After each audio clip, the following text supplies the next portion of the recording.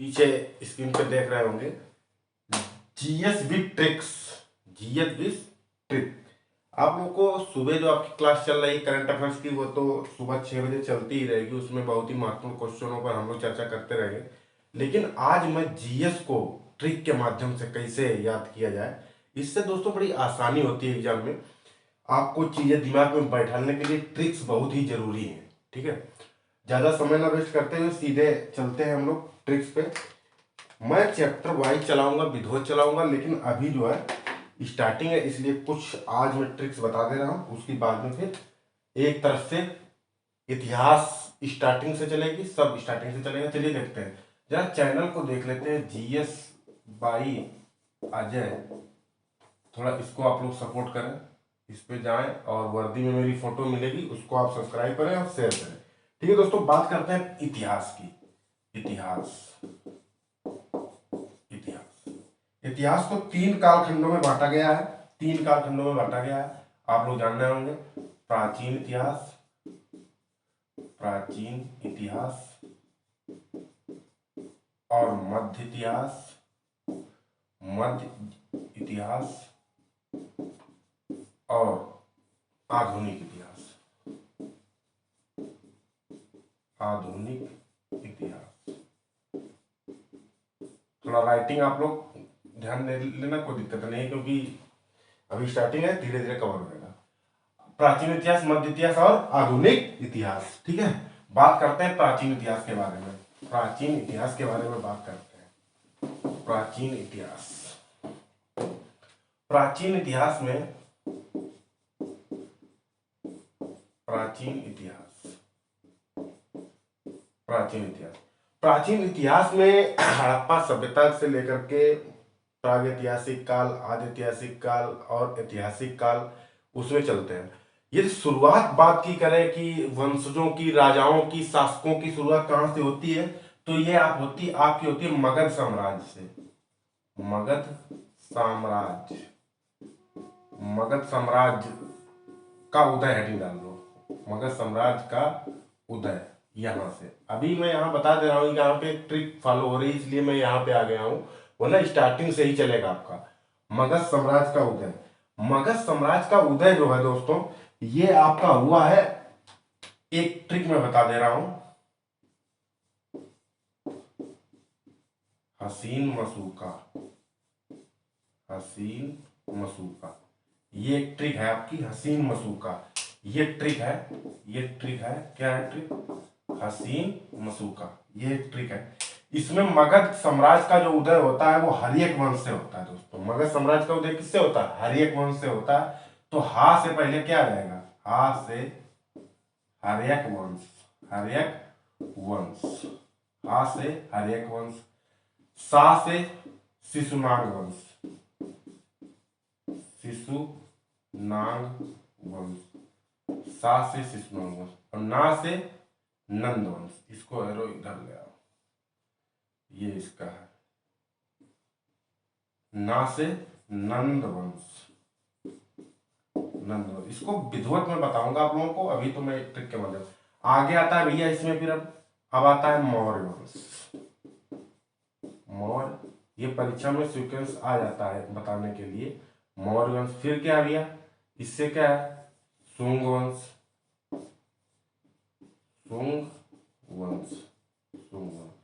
का से क्या आता है? का से यहाँ पे दोस्तों काणव वंश आता है, कर्णव वंश।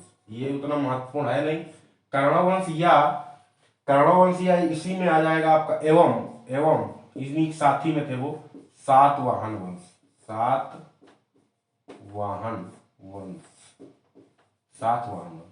ठीक है, यहाँ पे का को जो है दोस्तों दो से रिलेटेड करेंगे, क्योंकि का में जो है डंडा लग गया यहाँ पे, इसका मतलब यहाँ पे डबल का है।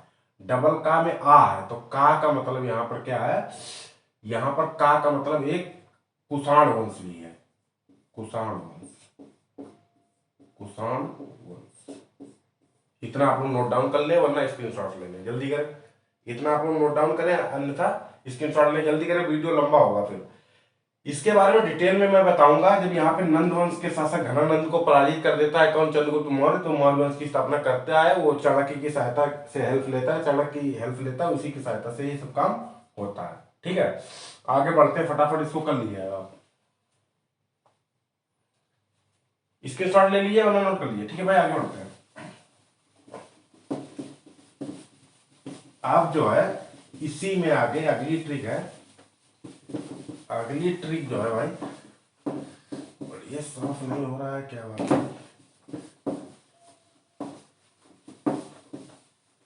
अगली जो ट्रिक है वो जो है आपकी, वो आगे जो है बौद्ध धर्म में, बौद्ध धर्म में हुई 4 संगतियां, कितनी हुई हैं, 4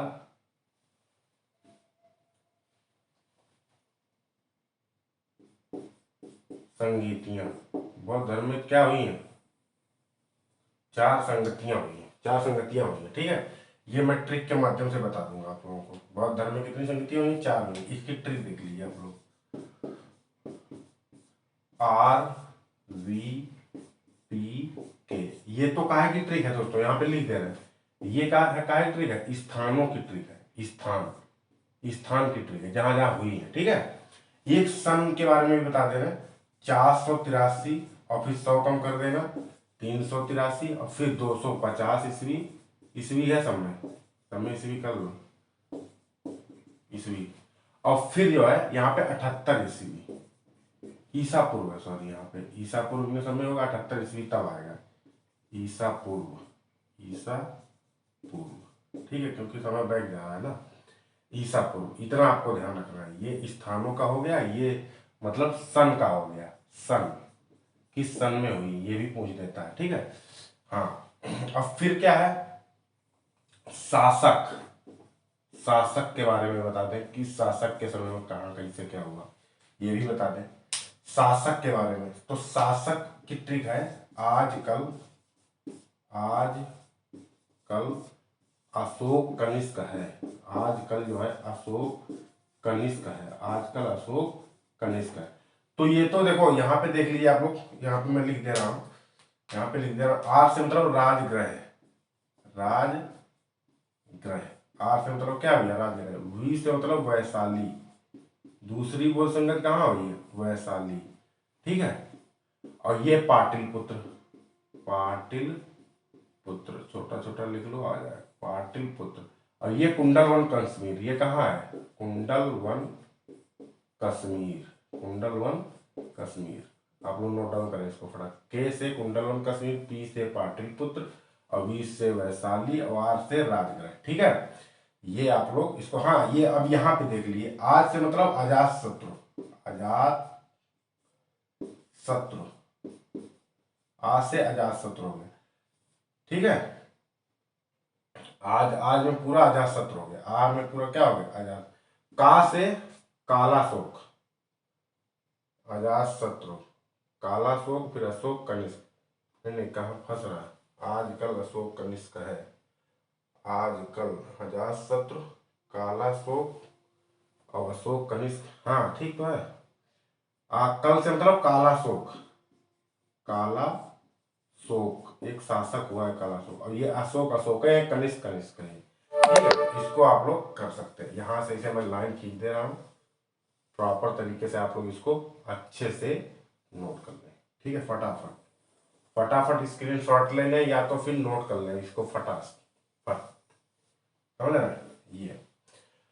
ये ट्रिक है, बेहतर ट्रिक है, ये परीक्षा में बार बार पूछा जाता है, कई बार आया है कि ये बौद्ध संगत कहाँ हुई, पहली कहाँ हुई, दूसरी कहाँ हुई, चौथी कहाँ हुई। तो यहाँ पे क्रम क्रम तो आप लोग जाने ना, पहली है ये दूसरी है, और ये तीसरी है, और ये चौथी है।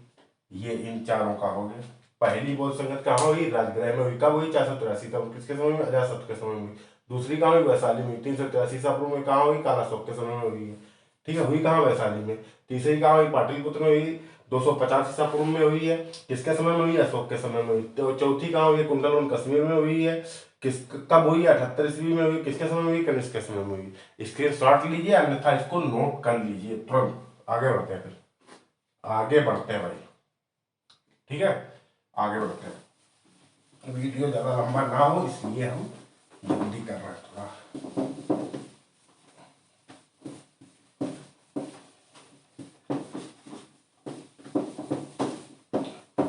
अच्छे से साफ नहीं हो रहा है भाई। चलिए देखते हैं। अब बात करते हैं आगे। अब बात करते हैं, हेडिंग डालो, प्रमुख संप्रदाय, प्रमुख संप्रदाय तथा उनके प्रवर्तक, प्रमुख संप्रदाय तथा उनके प्रवर्तक। ये महत्वपूर्ण, बहुत महत्वपूर्ण है, ये ट्रिक बहुत महत्वपूर्ण है, कई बार परीक्षा में पूछी गई ट्रिक है दोस्तों। ट्रिक क्या है? अस दम वीर द्वैतानी,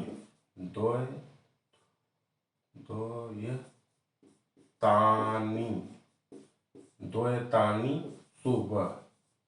ये ट्रिक है, बहुत ही महत्वपूर्ण है, बहुत ही महत्वपूर्ण ट्रिक है ये। देखिए आ से क्या होता है? अद्वैतवाद,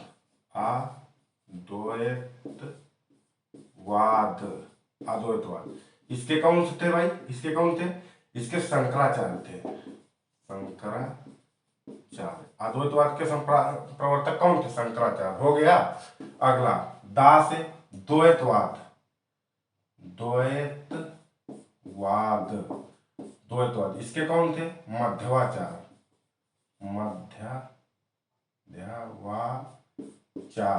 मध्वाचार्य। ठीक है, हो गया। अगला है विशिष्टता द्वैतवाद, विशिष्टता द्वैतवाद। इसके कौन थे? रामानुजाचार्य,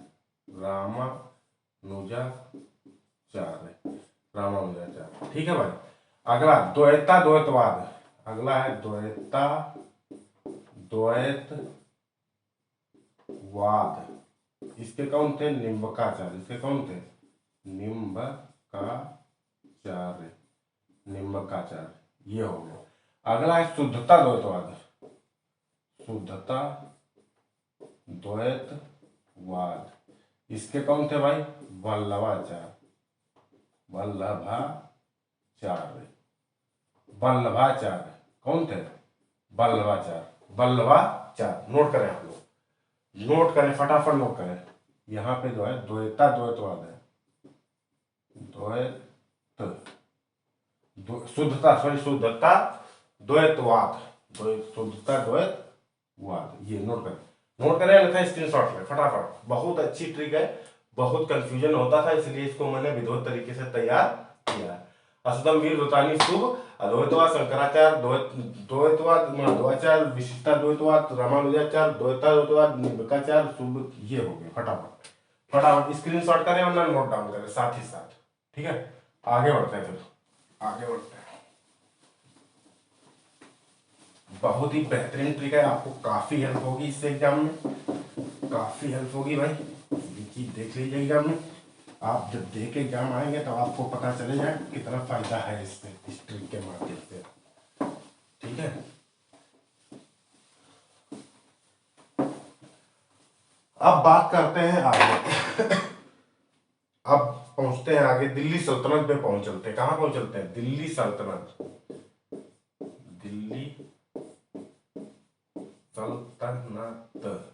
दिल्ली सल्तनत। दिल्ली सल्तनत में जो प्रमुख शासक हुए हैं उनकी ट्रिक है कि कौन कौन शासक हुए, तो देख लीजिएगा। ट्रिक है, दिल्ली सल्तनत में जो प्रमुख शासक हुए उनकी ट्रिक है। गुल खिले तो सैयद लोधी, गुल खिले तो सैयद लोधी, ठीक है। ये ट्रिक है भाई, गुल खिले तो सैयद लोधी। यहां से इतने शासक हुए हैं, ये आपके दिल्ली सल्तनत में देख लीजिए कौन कौन से। गुल से मतलब गुलाम वंश, गुलाम वंश, गुल का मतलब गुलाम वंश। खा से खिलजी वंश, सॉरी, खा से खिलजी वंश, खिलजी वंश। तो से तुगलक वंश, तुगलक वंश, तो से तुगलक वंश, ठीक है, तो से तुगलक। सा से सैयद वंश, आप लोग जान ही रहे हैं, सा से सैयद वंश। और ला से लोधी वंश, ये भी जानना है, लोधी तो लोधी है, लोधी वंश, ठीक है। लोधी वंश में लास्ट शासक जो होता है इब्राहिम लोधी, जिसको बाबर हरा देता है पानीपत के युद्ध में और मुगल वंश की स्थापना कर लेता है यहाँ पे। तो गुलाम वंश, यहाँ पे थोड़ा टाइम पीरियड देख लीजिए, ये परीक्षा में बहुत बार पूछा गया। ये 1206 से इसका टाइम पीरियड है 1230 तक, 1206 से इसका टाइम पीरियड जो है 1290, सॉरी 1290, इसका 1200 कितना, 1290, इसका कितना है 1290 से इसका सबसे कम था 1320। सबसे कम टाइम पीरियड पहुंचते दिल्ली सल्तनत में किसका था, तो खिलजी वंश का ही था, ठीक है, समझ गए। अगला है 1320 से 1414, ठीक है। ये फिर सैयद वंश की जब बात करते हैं तो सैयद वंश में 1414 से 1414 से 1451, 1414 से 1451। और लोधी वंश की जब बात करते हैं 1451 से 1526, 1526 वही पानीपत का जब युद्ध होता है तो यहीं पे जो अंतिम शासक होता है इब्राहिम लोधी, उसको बाबर पराजित करता है और उसकी जो है यहीं से दिल्ली सल्तनत समाप्त हो जाता है और बाबर मुगल वंश की स्थापना करता है। इसको नोट डाउन करें, नोट डाउन करें, अन्यथा स्क्रीनशॉट ले भाई, नोट डाउन करें, अन्यथा स्क्रीनशॉट ले। वीडियो लंबा हो रहा है इसलिए मैं जल्दी कर रहा हूँ। अब बात करते हैं, इसके आगे आता है बाबर, इसके आगे आता है बाबर। ये जो आपका लोधी वंश है, लोधी वंश का अंतिम शासक जो इब्राहिम लोधी था, उसको जो है पराजित करके बाबर ने पानीपत का युद्ध जो हुआ 21 अप्रैल 1526, पानीपत हरियाणा में है, ठीक है। बाबर मुगल वंश, सॉरी मुगल वंश, मुगल वंश, मुगल वंश, मुगल वंश में जो भी शासक हुए, वैसे तो किताबों में मुगल वंश में कुल 17 शासकों का वर्णन है, शासकों का वर्णन है, ठीक है। कुल कितने शासकों का वर्णन है, 17 शासकों। लेकिन जो महत्वपूर्ण शासक है उनके बारे में बता दें, भाजसो, ये इंग्लिश की ट्रिक है, भाजसो, इंग्लिश की ट्रिक है दोस्तों, भाजसो। भा से बाबर, बा से बाबर, हा से हुमायूं, हुमायूं, आ से अकबर, आ से अकबर, जा से जहांगीर, जा से जहांगीर, और फिर सा से शाहजहां, शाहजहां, औ से औरंगजेब, औरंगजेब। इनका टाइम पीरियड भी देख लेते हैं, बहुत ही महत्वपूर्ण। 1526 से 1526 से इसका टाइम पीरियड, इसका टाइम पीरियड के बारे में भी बात कर लेते हैं। इसका 1526 से 1530 तक इसका टाइम पीरियड रहा बाबर का, ठीक है। फिर हुमायूं की बात करते हैं 1530 से इसके टाइम पीरियड में 1556 कर लो। इसी के बीच में आया है शेरशाह सूरी भी, इसी हुमायूं को ही पराजित किया है। ये आपका चौसा का युद्ध और जो कन्नौज का युद्ध, उसमें ये हुमायूं हारा गया, इसीलिए बीच में गैपिंग भी है इसमें। आगे बात करते हैं 1556 से, ये अकबर की जब बात करें तो 1556 से 1605, 1556 से इनका टाइम पीरियड कितना रहा, 1605 तक अकबर रहे। और फिर 1605 से 1627 तक जहांगीर रहा है आपका। फिर भाई 1628 से 1628 से 1658, 1658 है या 58, 1658, ठीक है, 1658 तक इनका टाइम पीरियड रहा। औरंगजेब का 1658 से, औरंगजेब 1658 से 1707 तक। इसके बाद और भी शासक हुए हैं, उस समय फिर अंग्रेज सत्ता हावी हो गई थी, शासकों का कोई मतलब नहीं था। इसको आप लोग नोट डाउन कर लें वरना स्क्रीनशॉट ले लें, ठीक है। ओके, आज के लिए फिर इतना ही रखते हैं इसमें जीएस में। मॉर्निंग में सुबह 6 बजे करंट अफेयर्स की क्लास चल रही, बहुत ही महत्वपूर्ण क्वेश्चन मैं इधर उधर पुस्तिकाओं से इधर उधर से नेट से खोज के बहुत अच्छे बेहतरीन क्वेश्चन करा रहा हूँ। आप लोग जरा उसको लाइव आइए सुबह, उसको देखिए और चैनल को थोड़ा सब्सक्राइब करें। जीएस भाई अजय। ओके दोस्तों, धन्यवाद।